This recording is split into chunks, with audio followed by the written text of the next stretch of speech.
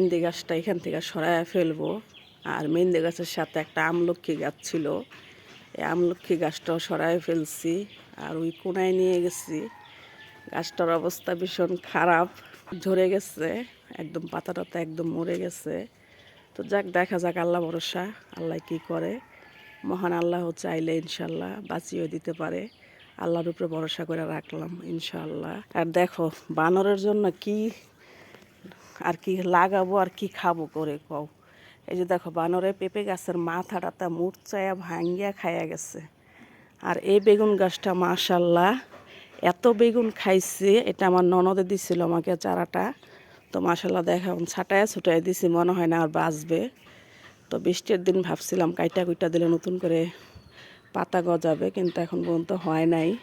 তো দেখা যাক। আর 2টা বেগুন 1 কেজি হইতো, এত বড় বড় বেগুনগুলা ছিল।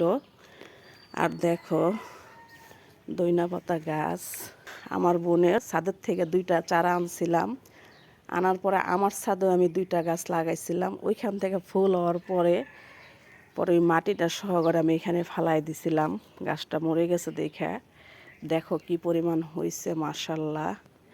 আর এই গাছের থেকে এই দানাগুলা হয়েছে, এগুলা সব মনে করো বিলাতি ধইনা পাতার দানা। আর এগুলো অন্য জায়গায় ফালাবো।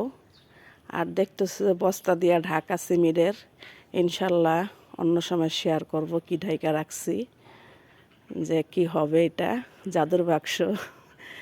এত পরিমাণ হয়েছে যে এই জায়গাটা পুরাটাও যদি আমি চাষ করি তাও মনে হয় জায়গা হবে না। আমাদের মধ্যে তো সব কিছু শেয়ার করি।